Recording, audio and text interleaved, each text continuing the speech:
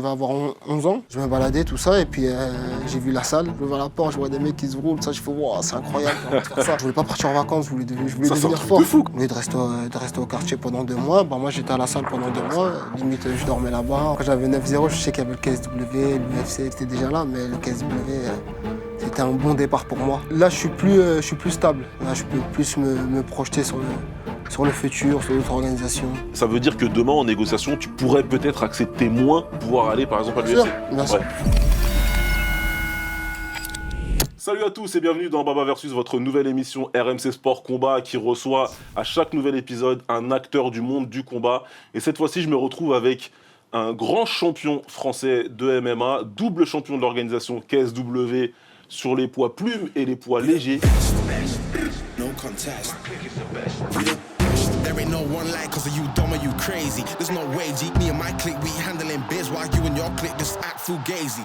You couldn't persuade me to give a damn, it just don't faze me. I got my Xbox, she can't play me. Money in the text box, I get paid. You the best. You the best. No contest. You the best. You the best. No contest. Salut, comment ça va? Ça va et toi? Ça va impeccable, je te remercie. Merci d'être venu et merci d'avoir répondu à l'invitation. Merci à toi pour l'invitation. Ça fait Écoute, plaisir de te revoir et de te voir ici. Ouais, on s'est vu quelques fois déjà dans le RMC Fighter Club, t'es déjà venu. Et puis là, c'est un peu différent, comme je te l'ai dit. On va essayer de retracer un petit peu ton parcours de vie et puis de sportif. Et de voir aussi quelles sont tes aspirations pour le futur, parce que t'es quand même relativement jeune encore, hein, t'as même pas 30 ans. Encore, non, même pas. Voilà, il y a beaucoup de choses à faire. Mais je me rapproche, hein. Ouais, ça va. Mais ça va, T'as le ça temps, va, j'ai t'as le encore temps. le temps.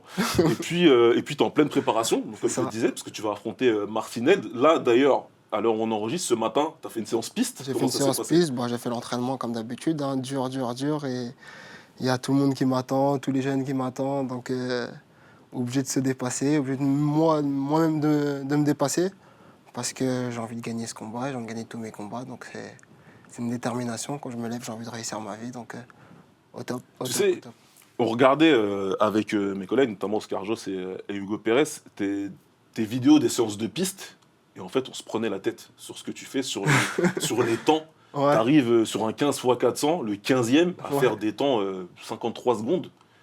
On a été vérifié, ça te mettrait dans le top 300 en athlétisme en France. Tu te rends compte un peu de ça? J'ai vu, ça fait un peu polémique, mais c'est ça, hein, c'est ça. Je me tire à l'entraînement et je pense que ça paye tout le temps. Et pour l'instant, on est sur la bonne voie. Et c'est ça aussi qui fait que j'ai ce niveau-là, parce que j'ai cette détermination qui me pousse à me dépasser à chaque fois. J'aimerais bien donc là qu'on fasse un gros retour en arrière. Ouais. Tu as 28 ans, donc on va remonter 20 ans en arrière, voire même un peu plus que ça. Tu es né dans un département cher à mon cœur. Ouais.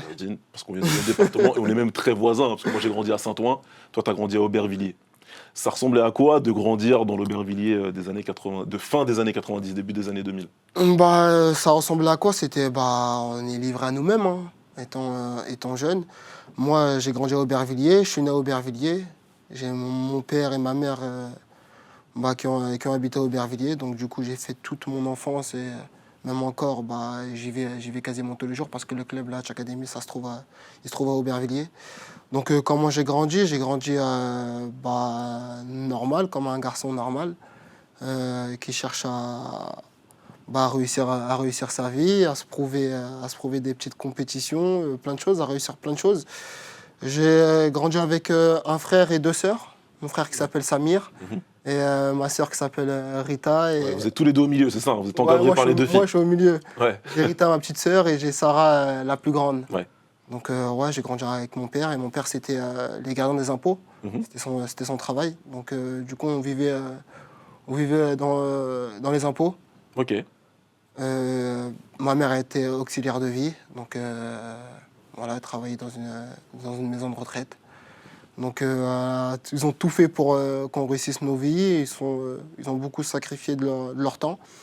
Puis après, vivre à Aubervilliers, c'est sûr que c'est difficile. Ouais, le milieu, grandir à Aubervilliers, ça peut inciter à faire pas mal de bêtises, de choses. C'est ça. T'es exposé à ça un peu? Le quartier, il est difficile. Ouais.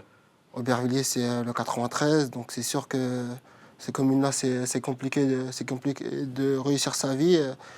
et de faire des bonnes choses. Mais, Tu as fait un petit peu des bêtises ou... non, ça va, ça va. Non C'est vrai que c'était un peu difficile, mais après, j'ai eu une bonne éducation grâce aux valeurs que mon père m'a inculquées et ma mère aussi. C'est une double culture. Ton papa est guadeloupéen, ta maman elle est marocaine. C'est ça, c'est ça. Ce qui a pris un peu le dessus quand vous étiez jeune. Ah, c'était ma mère. Hein. Ma mère Ouais. avait plus la main facile, on va dire. Et mon père, c'est quelqu'un de calme, hein, quelqu'un de calme qui criait pas beaucoup. Donc voilà, c'était un peu difficile parce que mes parents ils se sont séparés quand j'avais 10 ans. Donc du coup, il y a eu ce côté-là qui était un peu compliqué, où en étant jeune, c'est toujours dur en tant qu'enfant de vivre un divorce. C'est pour ça que moi, j'ai ce côté-là où j'essaye de faire au mieux d'avoir une bonne stabilité avec ma fille, ma femme aussi. Donc voilà, c'est important tout ça, de transmettre des bonnes valeurs. Je pense que ça fait partie de l'éducation et je pense qu'on a tous besoin de ça. Ouais, c'est vrai. On dit évidemment que grandir dans le 9-3, c'est pas facile, avec le contexte, l'environnement, le terrain, évidemment, beaucoup de... Enfin, on va pas expliquer la vie à tout le monde sait à Bien peu sûr. près comment c'est la Bien Seine-Saint-Denis, mais c'est pas que ça. Je dis toujours aussi que moi, pour rien au monde, j'échangerais ma jeunesse, parce que c'est un endroit, c'est un melting pot, avec beaucoup de gens de cultures différentes, beaucoup Bien sûr. d'entraide, beaucoup de solidarité. Ouais, bien sûr. C'est des choses aussi, j'imagine, que tu gardes avec toi pour les Bah, j'en garde toujours et je suis marqué par ça. Je suis marqué par ça, c'est ça qui fait l'homme que je suis maintenant. C'est comme ça que j'évolue, c'est comme ça que j'ai évolué aussi. C'est passer par plein d'émotions. Je pense en tant qu'homme, on a besoin de passer par plein d'émotions pour grandir, pour prendre en maturité, pour être plus stable dans sa vie. Donc, Ouais. Et du donc, coup, c'est ouais, important. bah oui, c'est vrai. Et d'avoir cette solidarité autour de soi, j'imagine que ça peut aider à surmonter, comme tu l'as dit, la séparation, parce que du coup, tu grandis tu vis avec ta maman. Je vais avec ma mère et j'allais voir mon père le week-end ou des fois je restais une semaine, ça dépend, c'était un peu varié, je me rappelle plus trop parce qu'après le temps passe. Hein, Ouais, le temps bah oui, passe. c'est sûr. Donc ouais, c'est difficile pour je pense que chaque enfant de vivre un divorce. Mhm.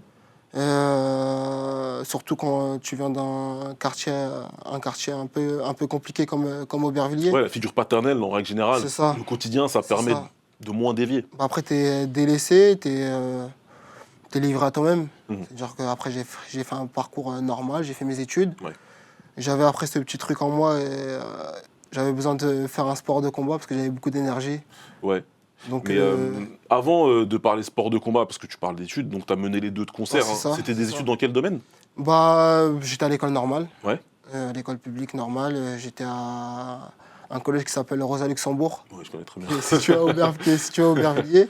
Ouais. Donc du coup, j'ai fait tout mon parcours scolaire là-bas. Puis après, je voulais vite un domaine professionnel pour gagner bien ma vie parce que je pense qu'il faut être stable.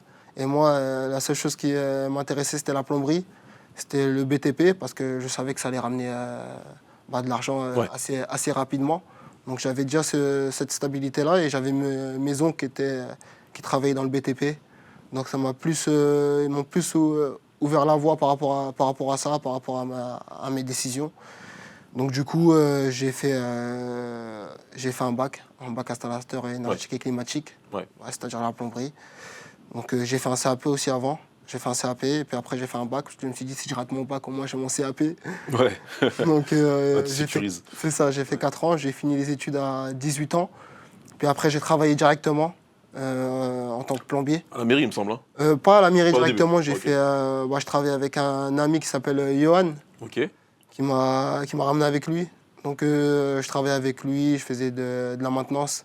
Donc on allait chez les clients, voilà quoi. Histoire de gagner un peu de pépettes, c'est important. Ouais, bah ouais. Pour se construire, Bah, c'est clair. pour se construire une vie, pour s'acheter des trucs. Et moi j'avais perdu mon père assez tôt, à l'âge de 17 ans, donc j'étais livré à moi-même. Et je voulais pas demander à ma mère qui gagnait pas assez d'argent. Je voulais vraiment faire les choses tout seul. Je voulais me construire déjà tout seul.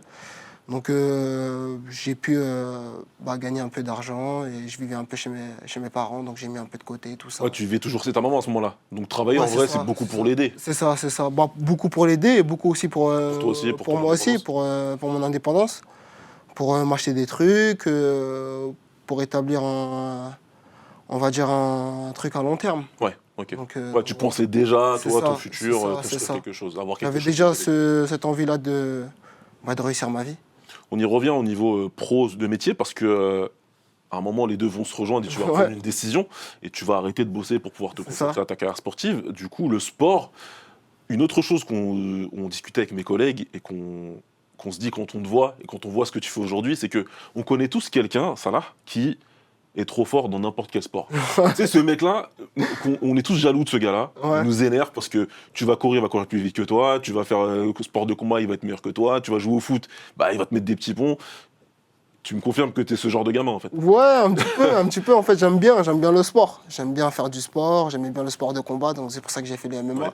Et j'aime faire tout sport, du tennis, du football. J'aime ça. J'aime skier aussi. J'aime Ouais. faire du snow. Là, j'ai commencé à faire du snow. Là, on est pas ouais, je suis parti en vacances là. Il y a 2 mois avant ma préparation. Ouais. Je suis parti aux Étoiles du Sport. Donc, du coup, Ouais. j'ai pu faire du snow. C'était une première et j'ai kiffé aussi. Juste sur les étoiles du sport, parce qu'après on va revenir sur ton enfance sportive, mais ouais, c'est vrai que c'est quand même quelque chose d'assez gratifiant en tant que combattant de MMA professionnel. Bien sûr. Parce qu'il y a eu des grands footballeurs qui ont fait Bien sûr. cet événement-là. Tu peux expliquer un tout petit peu ce que c'est? Bah, l'Étoile du Sport, c'est plein de sportifs qui se réunissent, qui échangent. Il y a plein de petits sportifs aussi qui pensent à leur après-carrière, qui cherchent des sponsors, qui ont du mal à vivre avec leur sport. Il y a beaucoup de sports olympiques aussi. Ouais. Dernièrement, il y a beaucoup aussi de personnes qui sont en situation de handicap aussi. Ouais. Donc non, c'est des bonnes valeurs et même ça te permet d'apprendre plein de choses. On fait aussi beaucoup de mise en thème d'interviews, des trucs comme ça, des valeurs qu'on partage. Et je pense que c'est important, on s'entraide, on va dire. Et il y a des belles échanges. Et même, je pense que quand tu vas là-bas, ça te remet une baffe sur l'humilité. Parce que c'est important, parce que tu vois qu'il y a des personnes qui sont handicapées, qui arrivent à devenir ce qu'ils sont, forts dans leur sport, à devenir des champions olympiques. Ouais, et puis en plus, là, quand tu es là-bas, dans cet environnement, tu rencontres d'autres sportifs de très haut niveau. C'est ça. Je sais pas si tu en as au quotidien avec toi déjà d'ordinaire ou si ça te permet d'en rencontrer d'autres. Ouais, j'en ai un peu, mais je suis plus dans ma bulle, dans le côté Ouais. MMA. Moi, je sors pas trop de ma zone. Tu sors pas trop. Non, je sors pas trop Ouais. de ma zone de confort. Écoute, pour revenir, parce que j'imagine que le gamin Saladine, il s'imagine peut-être pas accompagner des jeunes comme ça en étant justement un représentant d'un sport de très haut niveau dans ce genre d'événement-là. Quand tu es à Aubervilliers, et on sait aussi qu'un des gros avantages de grandir dans la Seine-Saint-Denis, c'est que tu peux pratiquer tous les sports. C'est ça. En règle générale, pour pas grand-chose. Mhm. Normalement, ça va. Entre l'AS Collège et puis les associations, on a quand même pas mal d'opportunités pour pouvoir pratiquer du sport. Tu as commencé par quoi? J'ai commencé par le MMA directement. Tout de J'ai suite. fait un peu de karaté, Ouais. mais c'était pas vraiment sérieux. Pas de foot, pas de... Si, j'ai fait un peu de foot en parallèle du MMA. Ouais, quand même. J'avais 11 ans. Il y a un gros club à Aubervilliers en plus. Ouais, Deux, je crois. moi, j'étais à la GA. Ok. J'étais à la GA, j'ai fait vite fait, pas trop. Non, ça te J'étais- plaisait non, pas ça me plaisait pas. C'était plus le sport de combat. Parce que la patte gauche, Roberto Carlos, un petit débordement. Non, ça va, j'accélérais, j'étais côté gauche, comme je suis gaucher, Ouais. j'accélérais à fond, mais c'était pas pour moi. Mais ça va, j'étais bon quand même. Mais c'était pas pour J'en doute moi. pas. Bizarrement, tu vois, j'en doute pas. Je me dis que t'aurais pu faire un truc. tu Non, vois. mais moi, c'était le sport de combat. Ouais. Le sport de combat, c'était Tout de plus, suite, c'était qu'est-ce plus qui- ma passion. C'est quoi ton premier souvenir de sport de combat, même avant de commencer le sport? Est-ce que tu as des souvenirs, par exemple, de films ou de Bien choses sûr, comme ça? bien sûr. Ouais. Bah, avec mon père, tous les dimanches, voilà, on se matait les films Texas Walker Walker. Texas Ranger, à la base. Voilà, en plus mon père c'était un peu un ancien qui était posé comme ça et nous on était, tu sais, Ouais. on était posés par terre, on regardait ça, c'était avec Chuck Norris, tout ça, c'était incroyable. C'était incroyable, c'est des moments C'était tous les des dimanches. moments inoubliables. Et c'est ces valeurs-là et c'est ça qui m'a plus poussé à regarder des films comme Jean-Claude Van Damme, Steven Seagal, tout ça. Donc mon père il était à fond dans les sports de combat, en même temps il était militaire avant. Ouais. Donc voilà, il était à fond derrière moi. C'était, du coup, il avait aussi un passé militaire, c'est vrai, et puis un fan de sport de combat, ça a amené quelque chose d'un peu strict dans la manière de vous élever? Non, Pas du tout, non. Mon père, c'était quelqu'un de très gentil, un peu timide même. Comme toi, quoi. Ouais, ouais, un peu comme moi. On a tous pris un peu de ça, mais il était vraiment gentil. Il a tout fait pour nous inculquer des bonnes valeurs. C'est mon père, il nous a jamais crié dessus, à part quand je me battais avec mon frère. Mais sinon jamais. Non, il a toujours été respectueux. Il a jamais levé la voix. Et Jamais du levé coup, la voix sur nous. ouais, non, mais de toute façon, On voit aussi, hein, quand on vous voit, toi, ton frère. Non, c'est important. C'est important d'apporter des bonnes valeurs. Et c'est ça qui fait l'homme que je suis maintenant. C'est ça aussi que j'ai envie de transmettre aussi aux plus jeunes. C'est de profiter de toutes ces émotions-là, de construire quelque chose de très stable parce qu'on est livré à nous-mêmes, d'avoir une bonne éducation, d'être présent pour les parents, de souhaiter des bonnes choses aux parents avant qu'ils nous le souhaitent. Ouais. C'est le plus important et c'est ces valeurs-là qui m'ont inculqué mon père et ma mère. Ouais, c'est des valeurs que tu portes au quotidien, on le C'est sait, ça. on le voit, je pense pas me tromper en le disant. Et du coup, d'avoir cette influence à la maison avec le papa, de toute façon, on fait tous ce que notre papa il nous montre. Moi aussi, C'est ça, Mon c'est père, ça, il c'est était ça. à fond dans la boxe, dans les C'est sports ça. de combat, donc forcément, il nous a tous mis au judo à l'âge de 5 ans. Il n'y a que moi, hein, sur les 4 qui est poursuivi dans les arts martiaux et que les arts martiaux. Mes frères, moi, c'est des footeux, tu vois. Donc, je sais ce que c'est d'avoir les cassettes, de se dire, écoute, Ouais, moi aussi, je veux le faire. Et du coup, tu décides, toi, à l'âge de 12 ans, de pousser la porte d'un club, en fait. C'est ça, à l'âge de 11 ans, Ouais. à la Hatch Academy. Donc direct, j'ai fait mes premiers entraînements et j'avais cette énergie-là, ce petit truc-là où, je sais pas, quand je rentrais, j'avais cette énergie-là, tout le monde me regardait. Et puis voilà, moi, je voulais montrer aussi le meilleur de moi-même. Et j'avais cette agilité-là, on va dire, comparé aux autres. Tu avais déjà le potentiel athlétique, en tout cas. Un petit peu, un petit peu. Ouais. Après, je l'ai beaucoup travaillé. Même si j'avais ce don-là, je l'ai beaucoup travaillé. Parce que j'avais cette agressivité-là qui était... Je sais pas, c'était comme ça. Hein. J'aimais bien ça. Tout ce qui était corps à corps, tout ce qui était percussion, c'est comme ça, j'ai grandi. Tout en fait, parce que tu arrives dans un club de MMA. C'est ça. Tu vois, C'est moi ça. par exemple, je commence par la boxe thaï, enfin même la savate pour être plus précis. D'autres par le karaté, d'autres par le judo, donc c'est de l'appréhension. Toi, tu arrives, tu as le MMA devant toi. C'est ça. Et tous les aspects, tout de suite, tu te dis, moi c'est Ouais, bon pour moi. tout de suite, moi j'aimais tout. J'aimais tout, même quand j'étais petit, je regardais le catch avec mon frère, tout ça. Ouais. On aimait tout, on aimait ça. Et ça, le MMA, c'est ce qui se rapprochait le plus du catch Ouais, c'est vrai. ou de la boxe ou du kickboxing. Parce que moi, je savais pas quoi choisir. Le MMA, Ouais. ça regroupe tout. Ouais. Moi, je voulais tout faire en même temps.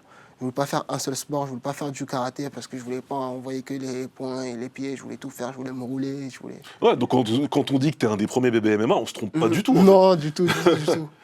Et j'ai eu la chance, c'est que on a eu l'un des premiers clubs de MMA, qui est la Hatch Academy. C'était Hatch le fondateur de ce club. Et lui aussi, il a vécu à Aubervilliers, donc on a eu cette chance-là d'avoir ce club. Ouais, c'est clair. Justement, arriver dans ce club-là, bah déjà, c'est ton idée d'aller à la Hatch Academy, c'est ton frère, c'est quelqu'un que tu Non, connais. c'est mon idée. Je me baladais, je devais avoir 11 ans. Ouais. Je me baladais, tout ça, et puis j'ai vu la salle, parce qu'elle était à côté de chez moi. Ouais, c'est dans ton quartier. Ouais, c'était à 5 minutes à pied. Ok. Donc c'est vraiment à côté. Donc j'ai vu la première fois, j'ai ouvert la porte, je vois des mecs qui se roulent, ça, je fais, wow, c'est incroyable, j'ai envie de faire ça.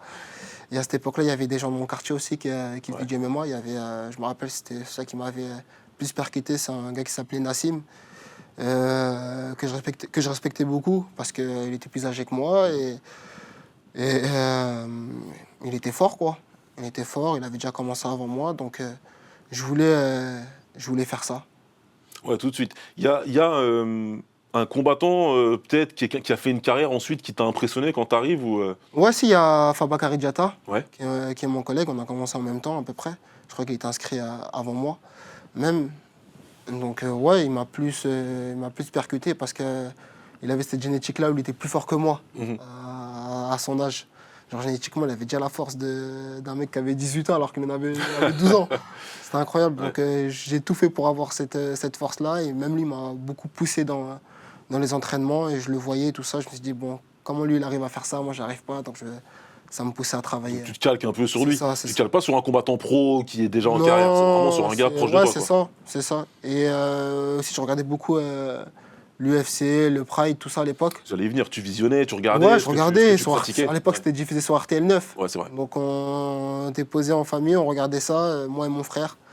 C'était tard le soir, je crois, c'était vers 23 h. À l'époque, ça Ouais. passait. Donc, après, il y avait le catch, tout ça. Après, il y avait l'UFC, où il y avait d'autres combats. Donc, on regardait ça à fond. C'est ça qui m'a inspiré. À l'époque, le champion, c'était José Aldo aussi. Donc, Ouais. Mon C'est combattant plus, préféré de ouais, tous les temps, donc moi, tu me moi dis aussi ça. avant plus maintenant, mais Ah, comment ça, ça c'est qui maintenant? non, maintenant c'est, je sais pas, maintenant Oh, c'est plein. ça a changé Ouais, maintenant. Le MMA c'est plus la même chose. c'est vrai. C'est plus la même chose. Avant on avait plein d'acteurs qui étaient forts, mais pas comme maintenant. Je sais pas, là c'est trop éparpillé. Avant, tu sais, il y avait Anderson Silva, il y avait Fedor, il y avait Shogun Rua, il y avait. C'était plus ça. Tu Non, mais vois. c'est vrai, mais il y a pire comme exemple. Ouais. Comment c'est un sport, ça va. Non, mais ouais, c'est ça. Donc voilà. Ok, ok. Et puis évidemment, quand tu rentres dans cette salle, elle s'appelle la Hatch Academy, hein, donc il y a un personnage. Il y a un personnage qui s'appelle Stéphane Chauffourier, C'est ça. Hatch, qui devient ton coach, manager, mentor et tout. Est-ce que tu te souviens de ta première rencontre avec Hatch? Est-ce que je me souviens? Non. Pas vraiment? Non, pas vraiment. J'étais jeune, j'avais 11 ans.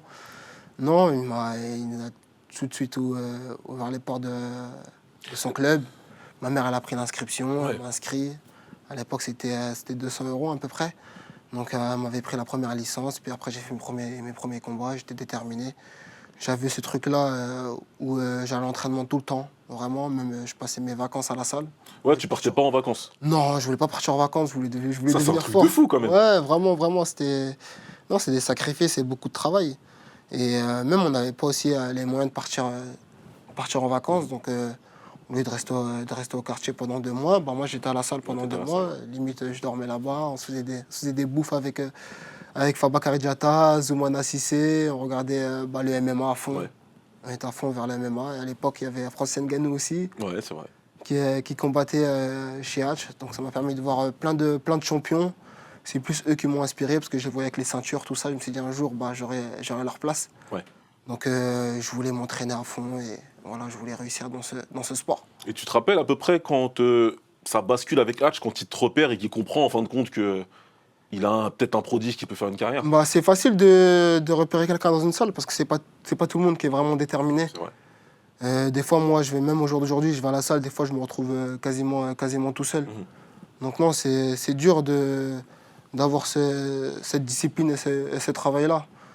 Je pense que c'est important pour tous les combattants et même pour ceux qui ne sont pas combattants de mettre tout son sacrifice au travail. Quand on veut réussir quelque chose, faut faire beaucoup de sacrifices, il faut se consacrer à fond et ça paiera un jour ou l'autre.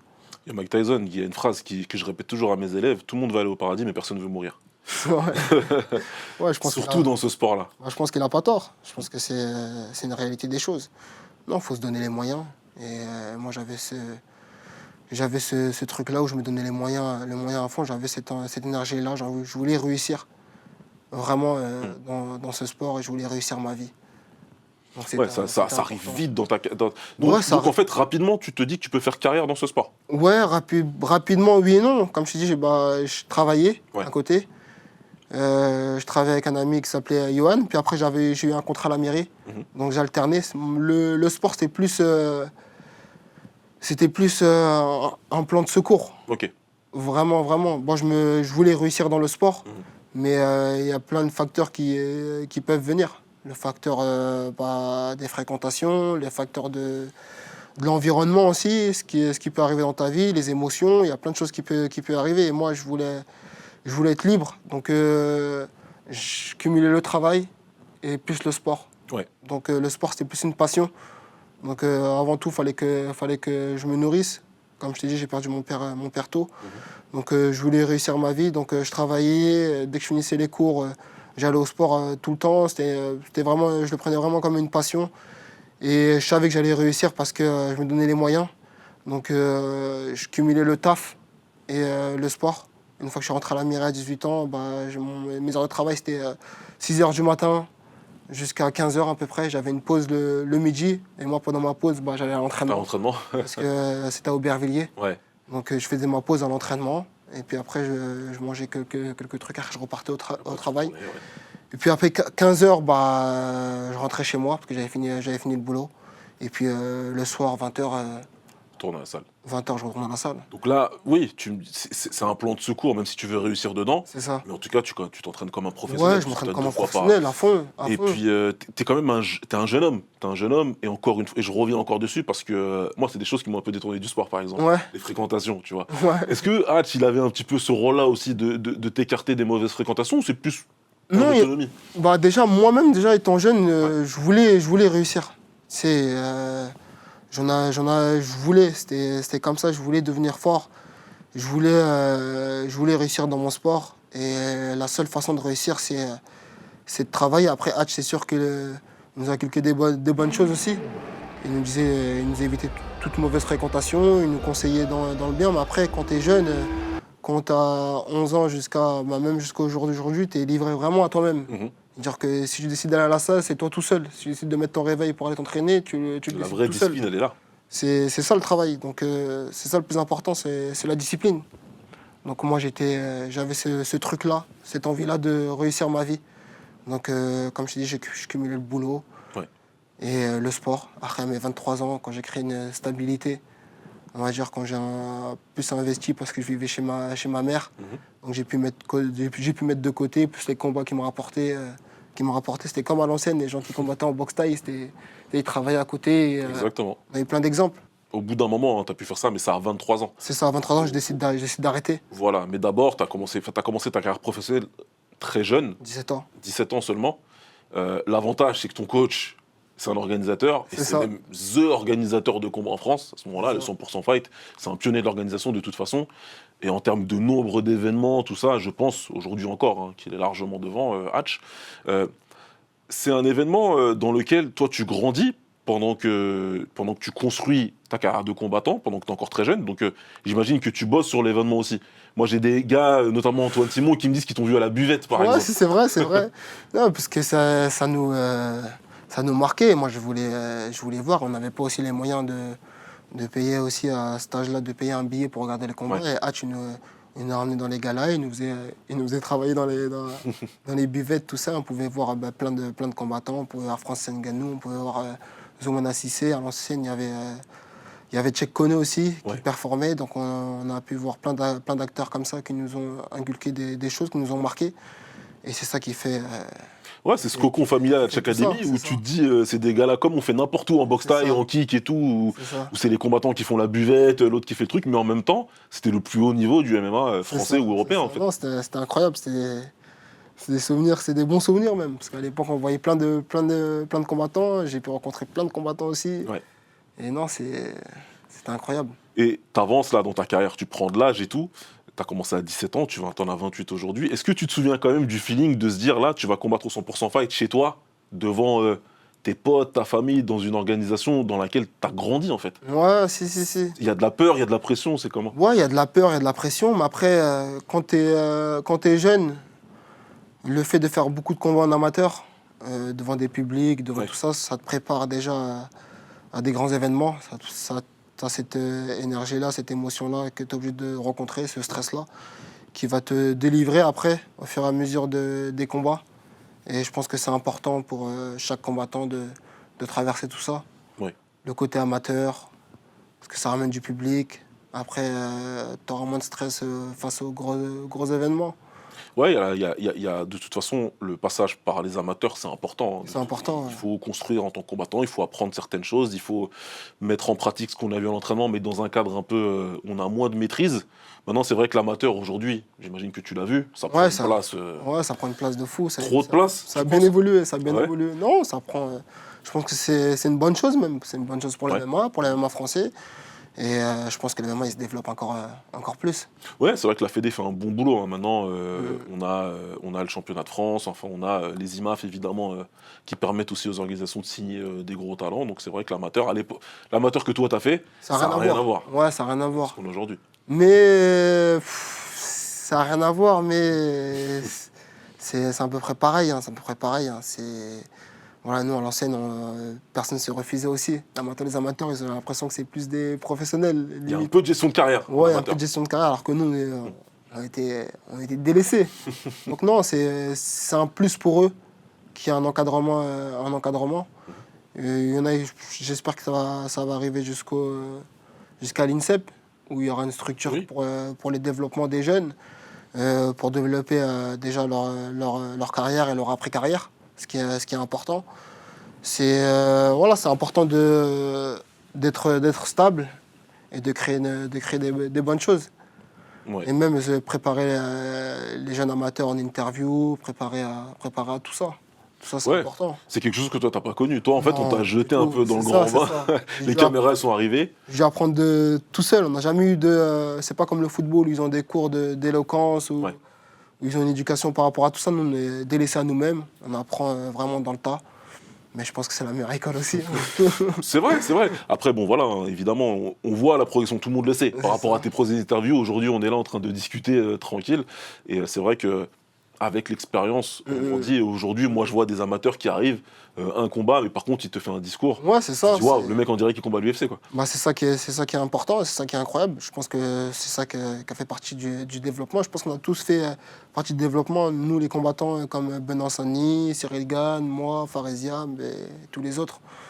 On a apporté cette lumière-là au MMA et ça va leur préparer, leur carrière, même se vendre au grand public. Ouais, il y a la première génération, évidemment, de pionniers français. On peut en citer plein. Hein. Je vais pas, si je commence à les citer, je vais en oublier. Donc, il y aura peut-être des vexations. Donc, je vais pas me lancer dedans. Mais on sait qui est cette génération. Ensuite, vous arrivez, vous êtes dedans. On est en train de vivre cette génération, peut-être même l'âge d'or du MMA, actuellement, en tout cas, puisque on a plein de combattants de très, très haut niveau dans plusieurs organisations. Et vous ouvrez, vous ouvrez un petit peu le chemin pour ceux qui arrivent derrière. Mais le 100% fight, ça a vraiment vu passer la plupart des stars d'aujourd'hui. D'ailleurs, toi, t'en as affronté quelques-unes, parce que t'as affronté Morgan Charrière, t'as affronté William Gomis, tu remportes 2 tournois, le 100% Fight Contenders, puis le 100% Fight, en battant Morgan Charrière en finale. À l'époque, je sais que vous savez qui est qui. Tu t'imagines que vous allez tous vous retrouver au plus haut niveau comme ça? Ouais, on va dire ça comme ça, parce qu'à l'époque, tout le monde était fort aussi. Ouais. Il y avait Faresia, il y avait Morgan Charrière qui performait, il y avait William Gomis, il y avait tous ces combattants-là qui voulaient réussir. Et quand on réussit, même si c'est pas fini, parce qu'on est au tout début de notre carrière, ouais, c'est ça, on est dedans, Ouais. on est dedans à fond, même si on est jeune. Ouais. Mais voilà, c'est une bonne chose. Hein. C'est une bonne chose. Non, c'est parce que vous avez écrit l'histoire aussi de cette organisation, qui est importante, moi je pense en tout cas pour la France, pour le développement du MMA français, qui a été très importante et qui continue de l'être. Et puis de voir ça, personne ne pouvait s'imaginer que derrière, voilà, ça performe partout dans le monde, Ouais, à c'est l'international, c'est fou. vrai. Mais après, faut travailler à fond et faut rester toujours constant, toujours dans ce milieu professionnel jusqu'à l'après-carrière. Ouais, c'est clair. Mais après le 100% fight, à 19 ans seulement, tu signes au KSW. C'est ça. Est-ce que 19 ans et demi à peu près. Est-ce que tu sais ce que c'est, KSW? J'avais vu quelques vidéos. Donc je savais que c'était une grosse organisation. À l'époque, il n'y avait pas beaucoup de grosses organisations. Il y avait le M1, le KSW, et le Bellator et l'UFC. Donc c'était, on va dire, les quatre grosses ligues du MMA. Donc quand j'ai eu l'opportunité de signer au KSW, c'était fou. Mais après, à l'époque, j'avais 9-0, je crois. Ouais. J'avais 9-0, donc j'ai signé en tant que on va dire le petit français qui va se faire démolir, parce qu'à l'époque le MMA c'était pas encore légalisé en France. Non, bah ouais. Donc c'était Tu prends crasse, quoi. Ouais, c'est ça, c'était un peu compliqué. Après j'ai fait du MMA, je partais en Chine. Ouais, exact. 3 fois. Donc j'ai fait des combats aussi en Belgique. Mais je te disais, ouais, c'était un peu compliqué, nous les combattants français, parce qu'on avait ce côté-là, comptage de points, où il fallait pas trop finir à la décision, parce qu'on risquait de se faire voler. Ouh là là, oui. Il y avait beaucoup ça aussi. Mais j'ai réussi à installer mon jeu et mon rythme. Et depuis, ça fait quasiment 8 ans que je suis là-bas, 8 ans que je suis champion. Quand tu signes le KSW, il y a d'autres organisations qui te veulent aussi, qui t'ont déjà repéré? Ouais, il y avait déjà, quand j'avais 9-0, je sais qu'il y avait le KSW, l'UFC, tout ça. Ils étaient déjà là? Ouais, ils étaient déjà là. Ouais. Ils étaient déjà là, mais le KSW, c'était un bon départ pour moi. Ok. Et puis après, j'ai performé, je suis resté aussi. Et puis après, les propositions, elles ont grimpé. Et ça va vite. Parce et les que... chiffres aussi, donc ouais. Ouais, voilà, c'est ça. Ça va vite parce que en cas de combat seulement, tu es déjà en position de combattre pour une ceinture. C'est ça. Alors que, encore une fois, hein, t'es très jeune, 19-20 ans. Mais moi, ce qui m'intéresse, c'est tes premiers souvenirs de la Pologne, de l'ambiance, des stades, des shows et du public. Parce que, on va pas se mentir, un petit mec du 9-3 et tout, là, on a des Polonais tatoués, ouais, c'est compliqué, c'est compliqué, mais ça va, tu sais, quand tu viens d'Aubervilliers, t'as pas peur d'aller en Pologne. Ouais. Écoute, c'est plus une force. C'est une force, parce qu'on a vécu à plein d'émotions. À plein de choses. On vient vraiment d'un quartier dur ou d'un quartier difficile. Donc on est confronté à plein de choses. On a vécu dans une cité. Donc on voit plein de choses qui nous limite qui nous font pas peur. Donc, quand on va là-bas, c'est comme si c'était la maison. C'est normal. Ouais, c'est normal. Mais c'est vrai que, bon voilà, au début, j'imagine qu'on t'adopte pas comme ça, le public. Aujourd'hui, Non. t'es très populaire en Pologne, y a pas de souci. Mais à l'époque, enfin voilà, t'es juste un petit black qui vient de la banlieue parisienne et qui arrive comme ça, tu vois. dans le business. C'est la performance, hein, la performance sportive. C'est beaucoup de travail. Donc moi, je savais que grâce à l'acharnement et le travail que je fournis à l'entraînement, ça va payer, quoi qu'il arrive. Donc voilà, ça a payé. Et je suis très content. Au début, premier combat, c'est vrai que c'était compliqué parce que j'arrivais dans une structure, on va dire, vraiment professionnelle qui était waouh, Ouais. qui était incroyable. Les stades, c'était full, c'était rempli. Et à l'époque, j'affrontais la star Rajewski, Ouais. qui était un gros nom en Pologne. Donc ils m'ont pris, on va dire vraiment, on va lui mettre lui et il va perdre. Ah, je pense que Et c'était finalement, je pense que c'était un combat de prépa pour lui. C'est ça, et finalement j'ai gagné mon premier combat au KSW. Puis après, ils m'ont mis Arthur Sonowski, Ouais, exact. qui avait affronté Conor McGregor, tout ça. Ouais. Donc c'était un bon challenge pour moi. Puis après, j'ai gagné tous les autres combats. Ouais, J'ai perdu un c'était contre ma défense de ceinture contre Torres. Ouais, exactement. C'est avant ça quand même. Enfin, tu arrives à gagner la ceinture par intérim à 21 ans, puisque Mateusz Gamrot il part. C'est ça, c'est Il ça. va à l'UFC, il y est toujours aujourd'hui hein, d'ailleurs. Ensuite, effectivement, tu vas perdre contre Daniel Torres, c'est ta première défaite de ta carrière. Tiens, t'as perdu en amateur? J'ai perdu une fois, ouais. Ok, donc deuxième défaite de ta vie quoi. Ouais, Sauf que c'est ta première défaite en professionnel. C'est une défaite surprise, parce qu'en plus c'est par arrêt de l'arbitre, il te touche oh, bah, assez rapidement. moi je le prends comme une défaite. Hein. C'est une défaite, c'était. Ouais, de toute façon, c'est voilà, Comme y ça, a hein. pas de souci, hein, évidemment. Il te touche, l'arbitre ça, arrête, c'est ça. et puis il n'y a pas grand chose à dire de plus. La question, tu me vois venir, mais qu'est-ce qu'on ressent quand on prend sa première défaite comme ça, alors qu'on est champion, qu'on a atteint un premier step, et d'entrée de jeu, tu perds la ceinture? Bah, moi, ça m'a donné plus une détermination que voilà, tout peut arriver. Ouais. Jamais sous-estimer ses adversaires. Peut-être que je l'avais sous-estimé. Ouais, ce que je veux dire, tu l'as sous-estimé, tu penses? Non, j'étais plus jeune aussi, j'étais plus fougueux. Ouais. J'avais cette fougue-là où je voulais tout casser dès le premier round. Là, je suis plus stable. Je pense que ça m'a permis de me construire et d'apprendre en humilité aussi dans les combats. Donc non, ça m'a plus performé. Ouais, ça t'a recentré. De C'est toute ça. façon, la plupart, hein, tu sais, dans le monde moderne des sports de combat, le zéro, l'invaincu, ça prend une place. Ouais, Je sais que t'es fan d'anglaise, on y revient tout à l'heure, mais en dehors de Mayweather et de quelques autres, on sait que les plus grands combattants ont perdu. Bah En oui, fait, perdre, oui. ça fait partie du combat. C'est ça. Tu vois. C'est normal. C'est normal. Des fois, on fait des erreurs et c'est comme ça. Hein. Ouais, et puis des fois on tombe sur plus fort, puis des fois, enfin voilà. Non, Il y a quand même pas mal de gens qui sont tombés sur plus fort que qui sont tombés sur toi. Ouais, ouais, bah oui.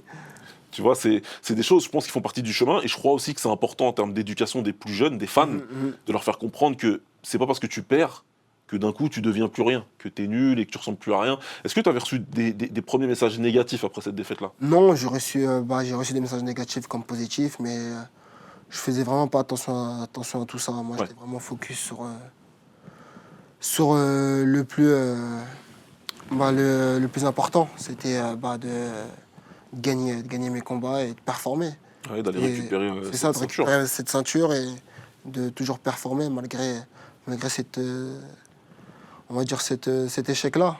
Il n'y a pas de revanche immédiate, tu fais un combat d'abord. Je fais un combat d'abord. C'est votre choix ou c'est le KSW Non, qui c'est le est- KSW. c'est le KSW? Non, c'est le KSW, Ouais. c'est pas nous qui Toi, tu voulais le reprendre tout de suite, évidemment. Moi, je voulais la revanche tout de suite, mais ils n'ont pas voulu, donc du coup, j'ai dû Ouais. faire une défense.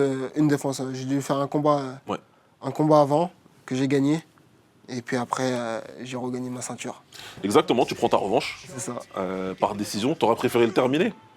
Ouais, j'aurais préféré le terminer. Hein. Quand tu termines, c'est mieux, mais Surtout pas, que c'était lui- pas plus mal aussi. Ouais, voilà. J'ai fait beaucoup de dégâts, donc non, c'était bien. J'allais dire, moi, tu sais, il y a un débat, moi je dis souvent dans mes émissions que je préfère, à titre personnel, en tant qu'ancien combattant et de coach, je préfère avoir une domination totale sur la durée d'un combat pour dire je suis plus fort que toi. Plutôt que de gagner en 10 secondes et tu vois. Ouais, bon, bah, C'est différent, hein, c'est différent. Si tu préfères lequel? J'aime bien les deux. Ouais, j'aime bien les deux, j'aime bien les deux. Parce que le sentiment de montrer à son adversaire, je suis bien plus fort que toi dans tous les domaines, en fin de compte. Tu vois. Pour moi, le plus important, c'est de gagner son combat. C'est vrai. Peu importe, le plus important, c'est de gagner parce que les gens, ils retiennent que la victoire. Et c'est dommage. Ouais, c'est dommage, mais c'est comme ça. Ouais. Parce que tu peux faire un très bon combat dans la défaite, justement. Bien Ta sûr. deuxième défaite, ta seule autre défaite de ta carrière, c'est quand tu as voulu être grand, comme on dit. Tu as voulu faire quelque chose d'assez inédit parce qu'entre-temps, tu es devenu double champion, tu es parti chercher la ceinture en poids léger. Mhm. Et derrière, tu as voulu tout de suite aller chercher la ceinture de la catégorie du dessus à 77 kilos. Il y a un gros gap. Hein. Ouais, Tu viens des 66, c'est ça. tu prends la ceinture à 70, là tu vas chercher quelqu'un 7 kilos plus haut, et je parle de 7 kilos plus haut, c'est à la pesée. C'est ça. Quand on regarde Adrian Bartoszynski, Non, il est plus lourd. on se rend bien compte qu'il fait pas 77 Bien kilos sûr. le jour du combat. Donc on savait qu'il y aurait une différence physique entre les deux. Malgré tout, et malgré une frayeur sur un genou où t'envoies au tapis, ça va au bout, tu finis même le combat plus fort. Et je pense qu'il est un petit peu chaud à la fin. Ouais. Qu'est-ce que tu retires de cette défaite-là? Parce qu'elle est quand même très différente de la première. Non, cette défaite-là m'a beaucoup appris. Je sais que je peux affronter n'importe qui. J'ai traversé une grosse tempête pendant le coup de genou, mais Ouais. j'ai beaucoup appris quand j'ai à être touché, on va dire travailler quand t'es touché. Donc les réflexes y reviennent. Non, ça m'a forgé même. Et j'ai moins cette peur-là quand j'affronte des adversaires qui sont de ma catégorie ou en dessous. Ouais. Il y a quelque chose que tu penses qui t'a manqué pour pouvoir aller chercher cette troisième ceinture sur ce combat-là? Peut-être je l'ai trop respecté un peu trop à mon goût. Je pense que j'aurais dû moins le respecter, être plus sauvage. Ouais. Plus sauvage dans mes coups, plus agressif dans mes techniques. Donc c'est plus ça. J'ai trop respecté l'adversaire. Et j'aurais pas dû. Mais comme je te dis, voilà, j'ai appris. Ouais. J'ai appris, j'en tire une bonne leçon. Et puis, qui sait, peut-être que demain tu le réaffrontes. Et... Ouais, peut-être, hein, peut-être qu'il sait. D'abord, il faut que je gagne mon prochain combat Déjà. contre Marcin Ed. Ouais. Puis après, on verra ce qu'ils veulent faire. Toi, c'est quelque chose que tu demanderais si Euh, tu avais le choix, enfin, tu vois? Franchement, moi, je prends tout. Hein. Ouais. C'est plus H qui gère ça. Mais la perspective de dire je suis champion dans 3 KT. Mais moi, ouais, ça me convient. Après, est-ce que ça leur convient? Je sais pas. Tout va dépendre. Après, j'en discute beaucoup, mais c'est un sport individuel, mais c'est un sport aussi d'équipe. Donc, on communique bien sûr. beaucoup, nous, avec la Hatch Academy. Donc, je communique avec mes entraîneurs, Arnaud Templier, Boris Johnston, tout ça. Donc, on ne sait pas. En plus, il me reste quasiment 2 combats dans mon contrat. Ouais. Donc, on verra. Il te reste 2 combats sur ton contrat. Il y a aussi une notion de durée, non? Si je sais, ne me trompe pas. je sais Il même me pas. semble aussi. En tout cas, il te reste 2 combats, toi, à C'est l'heure ça, actuelle. c'est ça. Donc après celui contre Marcinelle, normalement, il t'en reste un seul. C'est ça, normalement. Là, ça devient intéressant. Normalement, un seul ou 2, je crois, je sais plus. De toute façon, c'est la performance qui va donner les c'est options. ça. Tu sais, on oublie des fois, mais ce sport, il est dur, il est difficile. Hein. Une défaite et toute ta carrière est remise en jeu, est remise en question. Donc voilà, c'est le plus important, c'est de ne pas sous-estimer ses adversaires, être à fond dans le combat et gagner ses combats. C'est le plus important. Après, les gens, ils oublient. Oui, c'est vrai. C'est C'est comme... c'est un sport à la mémoire très courte. Ouais, c'est comme la défaite avec Zebo Baki. Tu sais, les gens ils oublient ce que Baki a fait auparavant. Ouais. Bon, après, il y a eu le côté trash talking, tout ça. C'est ce que j'allais dire. Évidemment, Baki, on sait tous à quel point c'est un excellent combattant. Là, je crois que c'est plus lié au trash talk Oh, c'est ça. que sa carrière, ce qui s'est passé. Mais je pense que c'est rien du tout, il va rebondir. Ouais. Une carrière, c'est long. Ouais. Il est encore plus jeune, lui. Bien donc, sûr. bon, Il a quel âge 22, 23 Ouais, je ans, crois que je c'est ça, crois. 22 ans. Enfin, il a largement le temps. Pour revenir sur toi et sur ce que tu as fait, avant d'aller tenter cette troisième ceinture, tu es devenu double champion. Mhm. Double champion, tu sais, moi ça fait longtemps maintenant que je suis de sport, parce qu'on n'a pas le même âge, toi et moi, je suis un petit peu plus vieux que toi. Avant, on avait des champions qui étaient champions dans leur catégorie, qui défendaient des 5 fois, 6 fois, 8 fois. Et puis il y a un Européen, un petit peu du Nord, là, un Irlandais, Ouais. qui est arrivé, Conor McGregor, et qui est devenu double champion du cage, qui avait l'objectif d'être double champion de l'UFC, c'est ce qu'il a fait. Et je crois que ça a tout changé derrière. Que c'est devenu quelque chose de très important, d'être champion dans 2 catégories, d'être double champion d'une organisation. Est-ce que ce qu'il a fait, ça a pesé, toi, sur ton parcours personnel? Bon, ça a pesé pour tous les combattants. Ça a pesé pour tous les combattants. Il a eu l'image phare du MMA. C'est lui qui a révolutionné le sport, quasiment. Donc, ouais, ça a beaucoup percuté dans en tant que combattant. Être double champion, ça a été le rêve de tout le monde. Une fois que Conor McGregor a été double champion du Cage Warrior, double champion de l'UFC, ça a été inspirant pour tout le monde. On le voit même avec Topuria, il imite C'est vrai. McGregor pas le dire, pendant dans son entrée. Non, mais McGregor, c'est McGregor. Ouais, c'est vrai. Il y a eu un McGregor, et puis derrière, on a vu que la plupart des top combattants européens, vous avez essayé en tout cas, et à succès pour toi, de reproduire ce qu'il a fait dans une organisation européenne, en tout cas d'être double champion. Et ce qui permet à la fois d'écrire sa légende, son legacy, comme on dit tous, mais aussi, et on l'a bien vu avec Conor, même si lui, ça dépasse toutes les espérances, en termes financiers, ça a complètement explosé. Donc, derrière, en allant plus loin, puisqu'il te reste 2 combats ou un combat, c'est selon après le combat contre Marcineld, est-ce que c'est cette notion de legacy qui va te guider dans le choix de faire cette 3e ceinture, puis de voir tes options? Ou est-ce que, évidemment, il y a toujours cet aspect financier qui va se dire, bon, vous êtes gentil avec ce qu'il a fait McGregor, mais en fin de compte, moi je fais du combat aussi pour mes primes et pour mettre ma famille à l'abri, et en fait, ça va compter plus. Ouais, non, ça dépend comment on voit les choses. Moi, en tout cas, personnellement, quand je dis il me reste 2 combats, là, je sais que je suis plus structuré, je suis plus stable dans ma façon de penser et même dans mon bien-être. Donc, on verra ce que l'avenir nous dira. Mais c'est sûr que ça a été inspirant pour nous tous quand McGregor a eu 2 titres, qui a fait ce qu'il a fait. Mais McGregor, ça reste McGregor. Ouais. Il n'y a que lui qui a fait ça, il n'y a personne d'autre qui a fait ce qu'il a fait. Donc, ouais, c'est totalement différent. Mais ouais, là, je suis plus stable, c'est sûr et certain. Donc, par rapport à quand tu as signé ton contrat, là, il y a 2 ans. C'est ça. Là, je peux plus me projeter sur le futur, sur d'autres organisations. Quand tu dis plus stable, c'est-à-dire en termes de ce que tu as fait avec... En termes de ce que j'ai construit, en termes de stabilité humaine. Ouais, ok. Je suis plus stable, familial, tout ça. Comme on a dit tout à l'heure, on vient d'un quartier assez difficile, on n'est pas tous des Herman Sarokan. Bien sûr. Alors, lui. Donc ouais, on n'a pas des parents qui sont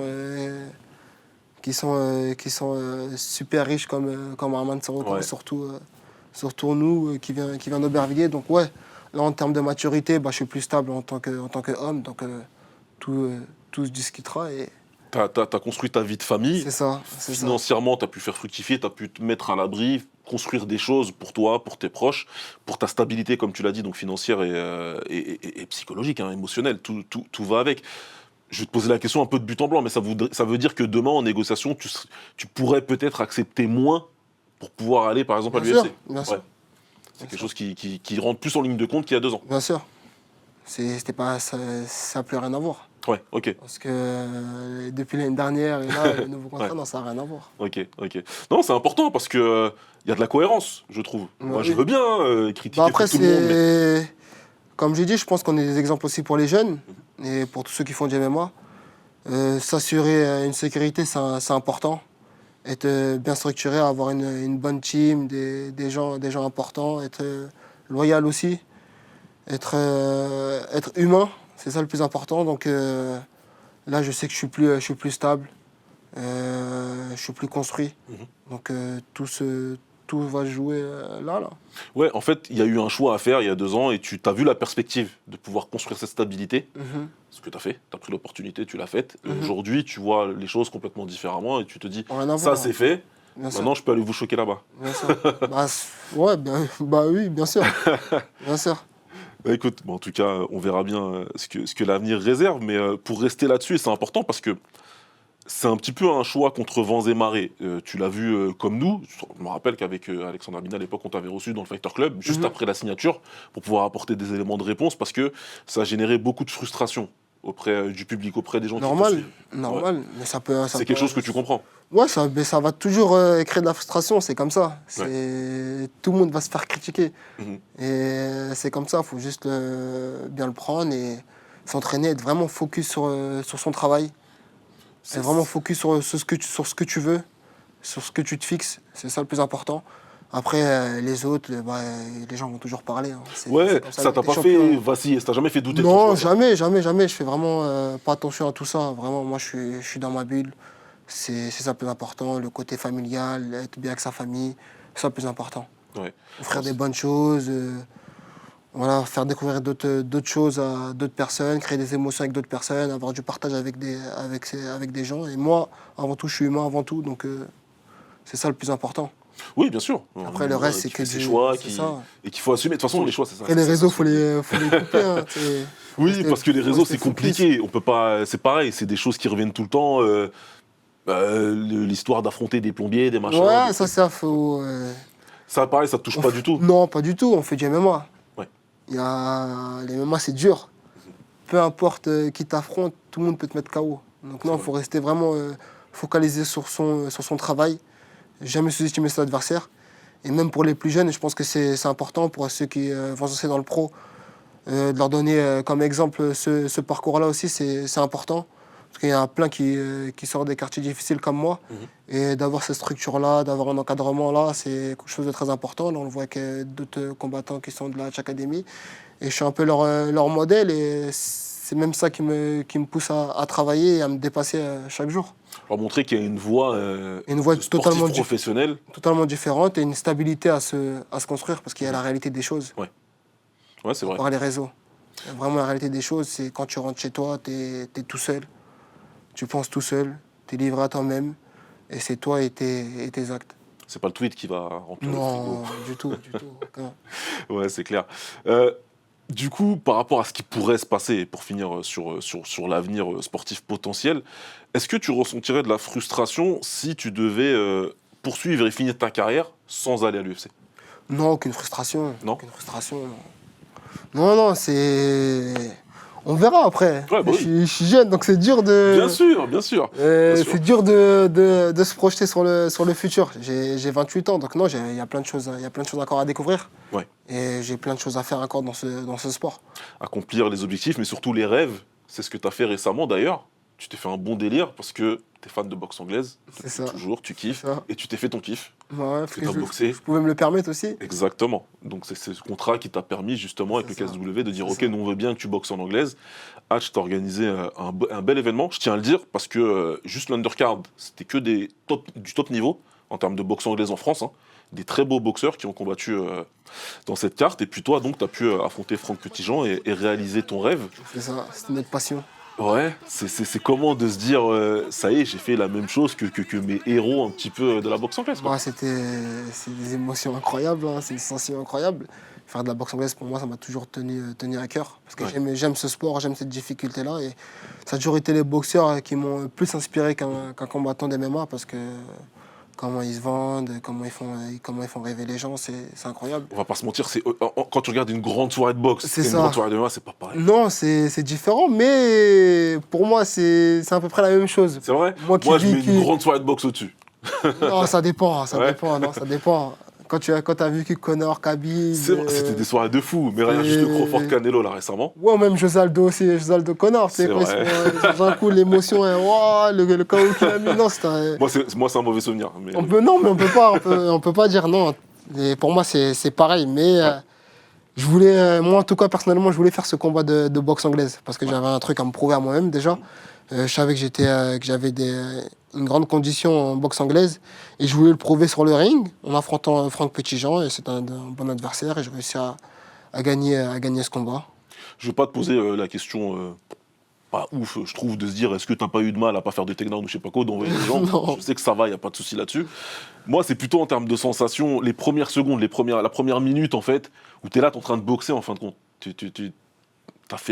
T'as combattu dans des stades, en Pologne, y a pas de souci. Mais là, t'es dans un ring, en train de boxer. Avec des petits gants, Ouais, voilà, là, taille 10. exactement, t'as de la taille 10, c'est différent.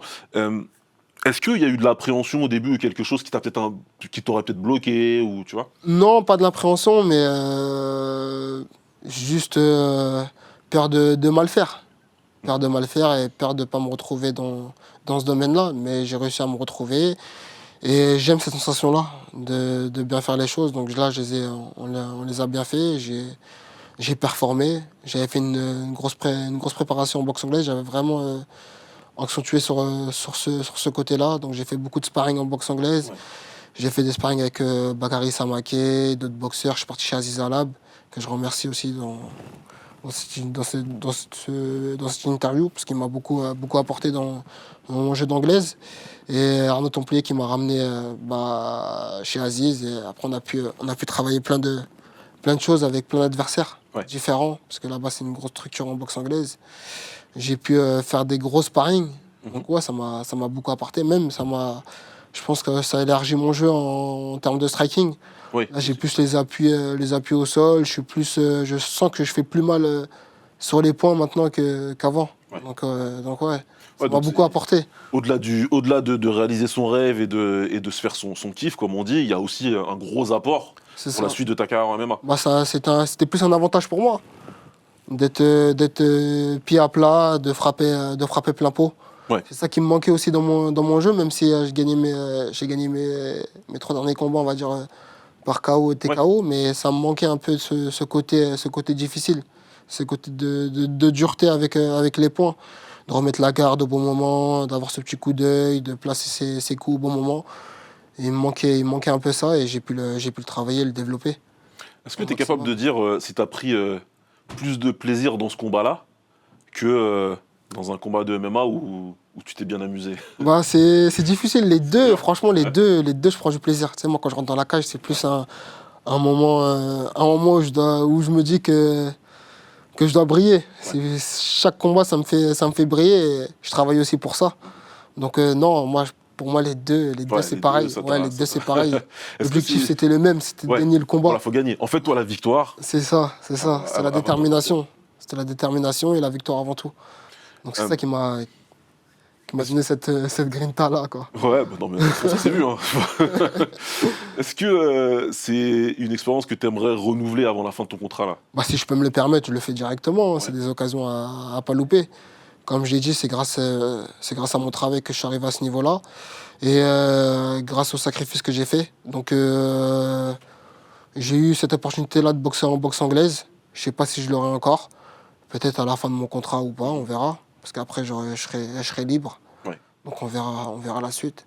Ça n'a pas allumé une petite envie de se dire à la fin de mon contrat KSW, allez, le MMA, pourquoi pas, s'il y a une occasion, je saute dans l'occasion, je saute directement. Hein. Donc si on te propose, un promoteur vient te voir.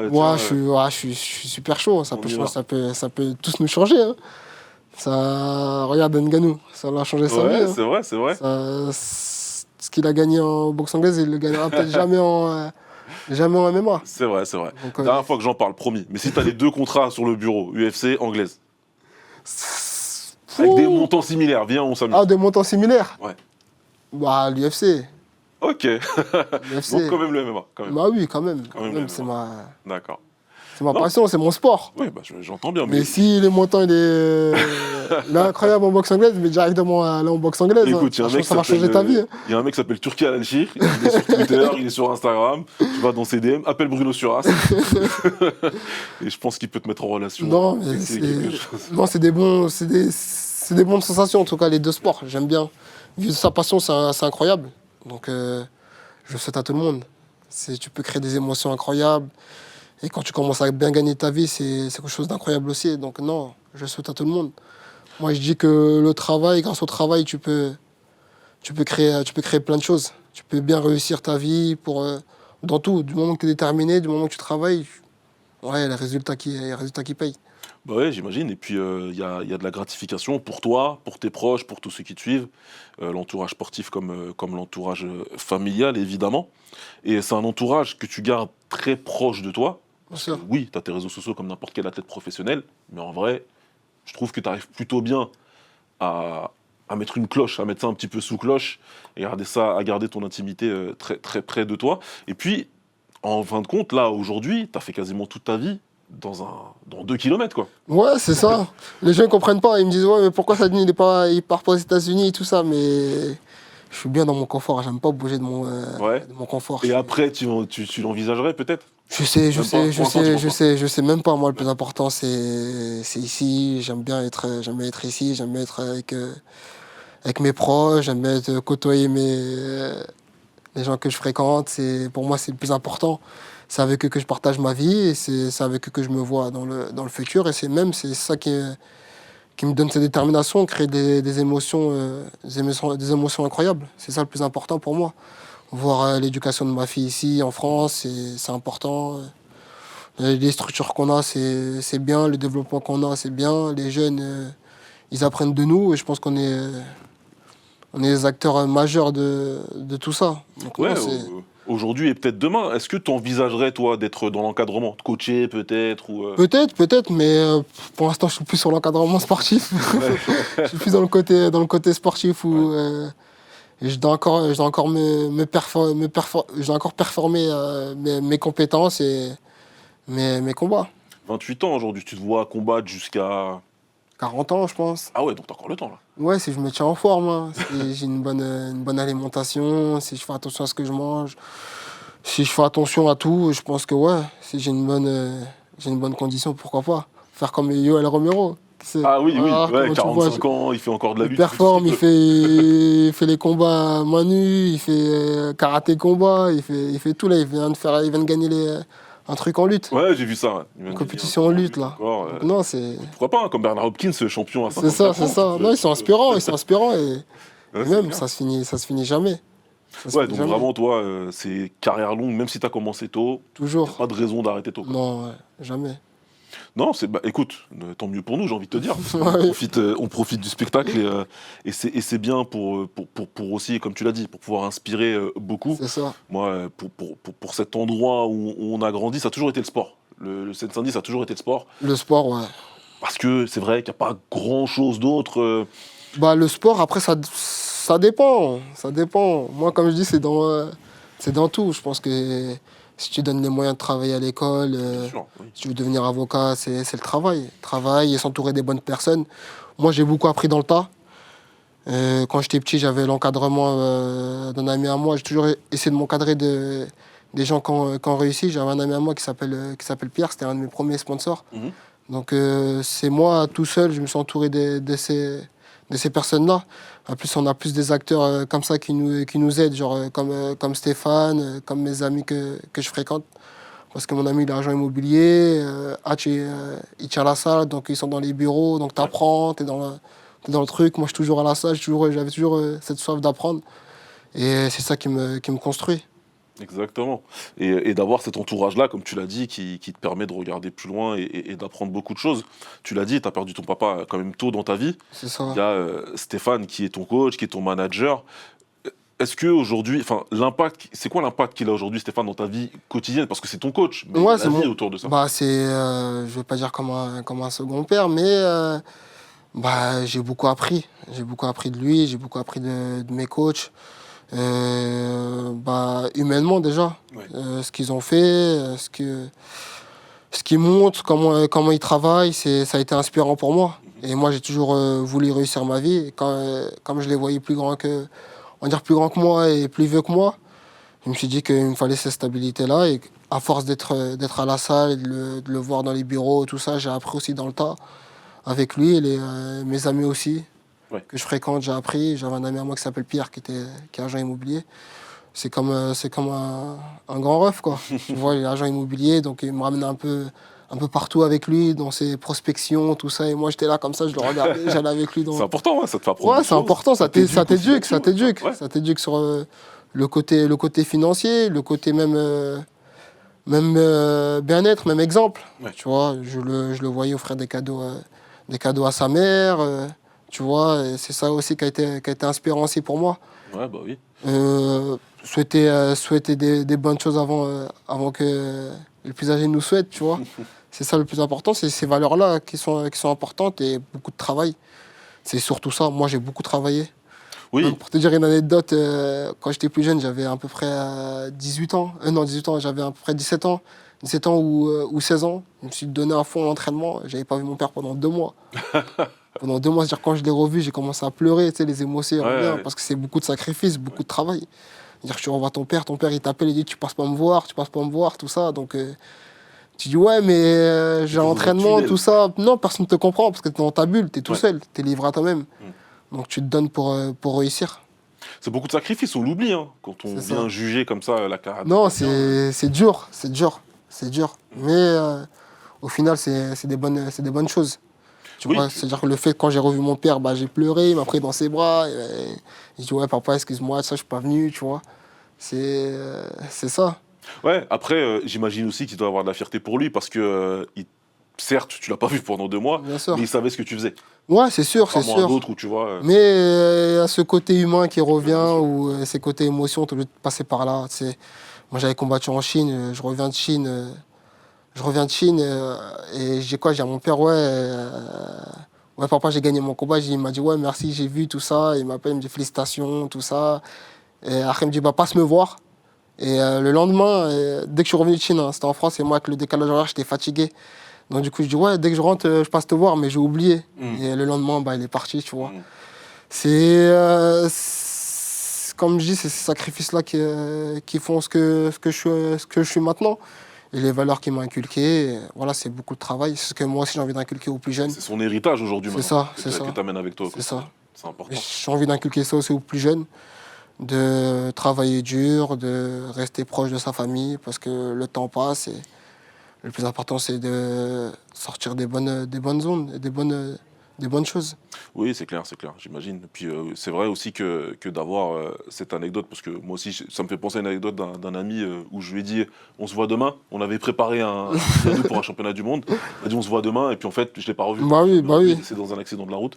Donc c'est vrai que c'est des choses aussi que, encore une fois, on se permet des fois de juger les carrières des gens, de juger le personnage, alors qu'en fin de compte, il se passe tellement de choses dans une vie. Il y a tellement de choses. C'est ça. Que voilà, le sport, des fois, c'est très... Non, c'est pour ça que je dis qu'il faut rester sur l'essentiel. Ouais.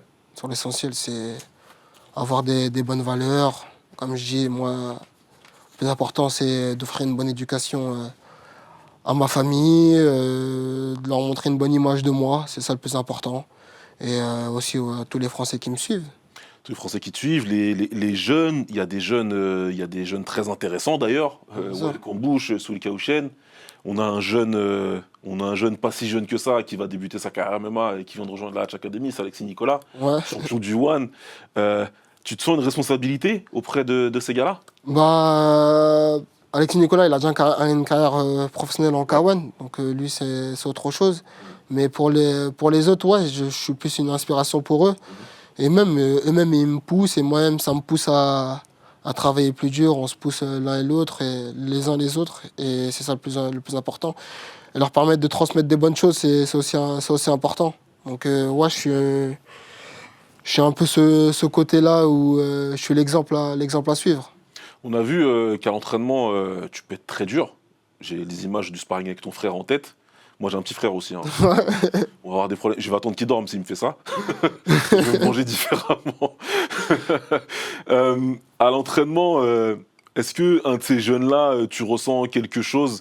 Déjà, est-ce qu'ils arrivent à tenir un petit peu la dragée haute J'imagine que tu vas appuyer un petit peu pour leur montrer ce que c'est et leur faciliter leur combat. Est-ce qu'il y en a un où tu te dis, ouais, lui, je sens que ça va être quelque chose qui va aller loin? La vérité, ils sont tous forts. Ouais. Vraiment, vraiment. Well, il est fort. Souli, il est fort. Il y a aussi un Walid qui a combattu Arès. Ils sont tous les trois forts. Et tous les trois, ils performent. Et je suis obligé de leur faire du mal à l'entraînement. Il n'y a pas ce côté-là amical ou autre. Là, c'est le travail. Moi, quand je suis sur le sparring ou quand je suis à l'entraînement, je suis vraiment concentré vraiment sur le travail. Je ne fais pas place aux émotions parce que dans la cage, on est livré à nous-mêmes. Il ne faut pas faire place aux émotions face à son adversaire. Donc, je fais la même chose à l'entraînement. Et je pense qu'ils l'ont compris. Et eux-mêmes, ils font de même à l'entraînement. Quand je les vois, les sparring, des fois, si je vois qu'ils baissent un peu la garde ou qu'ils respirent, qu'ils montrent une faiblesse dans leur regard, je lui crie dessus, remets ta garde, mets-toi bien, montre rien. Tu vois, c'est quelque chose d'important. C'est le travail. Ouais. Tu vois, et ce que tu vas reproduire à l'entraînement, tu peux le reproduire en combat. Donc il ne faut rien laisser paraître. Si tu as envie de gagner ton combat, tu es obligé de donner une détermination dans l'entraînement et une détermination dans le combat. Oui, de montrer. Et puis voilà, tu sais, on a un autre illustre combattant du 93 qui nous a servi de mentor à nous, qui s'appelle Danny Bill. Ouais. Qui nous faisait des misères pas possibles à l'entraînement, tu t'imagines bien. Et qui disait à chaque fois, le combat, ça pourra jamais être pire. Bien sûr. Ouais, moi, je pense qu'il a raison. Moi, l'entraînement, c'est plus dur que le combat. Le combat, ça dure quoi? 25 minutes? C'est vrai. L'entraînement, il dure 1h30, 2 heures. Dur. Surtout avec minutes, un Saladin Parnasse qui est surtout... C'est vrai que c'est plus compliqué. Quand je commence à mettre le rythme, c'est plus compliqué. Non, mais ça les pousse et c'est bien. Eux-mêmes, ils me poussent. C'est quand je les vois se dépasser et tout ça, je me dis, ah, il essaie de me dépasser, faut pas que je le laisse. Et il essaie de me dominer en sparring, faut pas que je le laisse. Et ça me pousse, ça me fait travailler encore plus. Et on a tout. On a l'infrastructure, on a tout pour qu'ils réussissent. Ouais, et puis les coachs, Arnaud Templier, C'est ça, Boris Ostrom, c'est ça. Non, on a tout. c'est de la grosse qualité, quoi. Après, ça eux. C'est vraiment à eux. C'est comme je t'ai dit, c'est des fréquentations. Ce que tu veux faire. C'est pour ça que je dis qu'il faut toujours fréquenter des personnes qui te poussent vers l'avant. Pas écouter tout et n'importe quoi. Tu regardes vraiment les personnes qui ont réussi, tu essaies de rester avec eux. Voilà, tu essaies de les prendre comme exemple. Comme je l'ai dit, moi je prends un exemple Hatch, je prends un exemple Pierre. Personne m'a mis un coup de tout sur la gorge, va les suivre. C'est moi tout seul qui voulais apprendre dans le tas. Quand j'étais plus jeune, de travailler dans la plomberie, c'est moi, je voulais travailler dans la plomberie, me créer une stabilité. Tu vois, donc je voulais réussir ma vie avant tout. C'était ça le plus important. Ouais, et on voit aujourd'hui hein, où ça t'a amené, et voilà. Qu'est-ce qu'on peut te souhaiter pour la suite? Bah, le meilleur. Le meilleur, toujours. On n'est jamais rassasié. Ouais, On cherche toujours à gagner plus.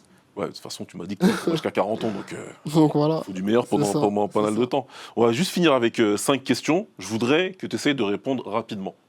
Ouais. Là, tu réfléchis pour me dire la réponse C'est quoi spontanée. comme question? T'inquiète pas, c'est bien, tu vas voir. La première, c'est ce serait quoi ta performance préférée de ta carrière? Ma performance préférée de ma Ouais. carrière? Bah, c'est pas vraiment une performance, mais c'était mon combat contre Bartoszynski. Ouais. C'est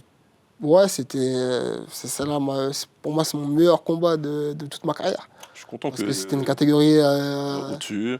au-dessus, il pesait plus lourd que moi, et j'avais cette appréhension-là, j'avais ces petites peurs-là.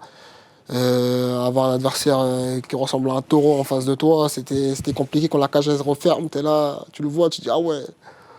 Peut-être j'en ai fait un peu trop.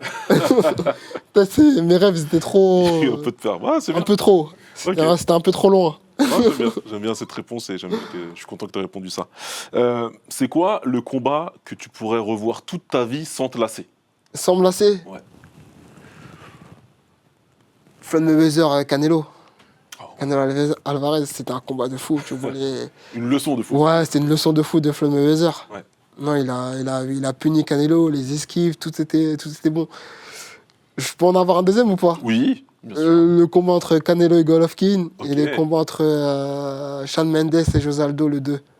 Ah, c'est que des bons choix, vraiment. Ouais, c'était que des des combats qui m'ont marqué, qui ont marqué ma vision des choses, plein de choses comme ça, quoi. Très bien.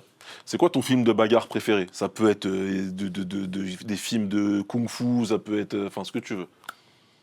Attends, faut que je réfléchisse là. Mon film préféré? Ouais, de combat, de. Non, moi c'est super-héros, les Avengers, je pense. Hein. Ah, ok. Ouais, les Avengers. Ok. C'est- Marvel. Ou sinon, attends, j'en ai plein. Moi, je crois que c'est Jean-Claude Van Damme, tu sais, Jean-Claude Van Damme voilà, avec. là on vient aux vraies choses. Ouais, Jean-Claude Van Damme avec Bloodsport. Ok, merci. Bloodsport. Ou sinon, il y a Bruce Lee aussi. Merci. Le film de Bruce Lee contre. Tu sais, quand ils rentrent, là, ils font les combats dans l'arène. Je sais pas si. Tu vois, c'est quel film? Oui, La Fureur du Dragon. Ouais, La Fureur du Dragon. Ou sinon, il y a eu dans la glace, là, tu sais. Je sais pas si tu vois. Oui, bien sûr, il se fait griffer. Tout. Il se fait griffer et tout ça, ouais, c'est incroyable. Bon, c'est bon, c'est des très bons choix. J'en ai une dernière qui est double. C'est qui le GOAT du MMA? Le GOAT du MMA? Ouais.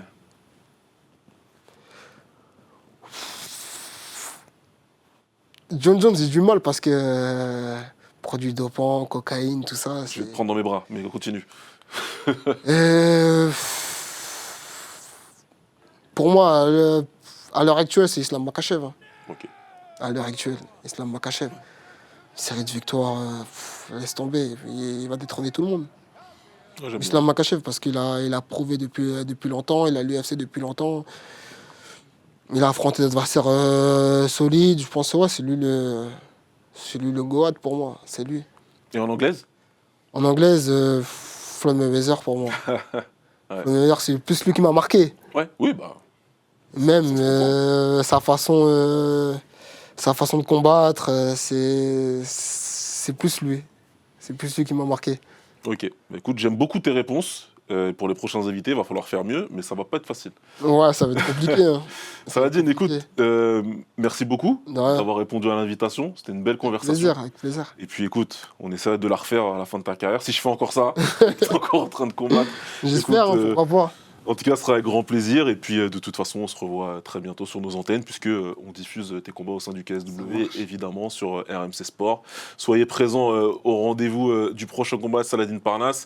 Merci à toutes les personnes qui ont participé à l'élaboration de cette émission. Le rédacteur en chef, Laurent Dupuis, Chloé Sauvourel, Chloé Timbert, Mathias Saint-Luce, Antoine Rossi au montage.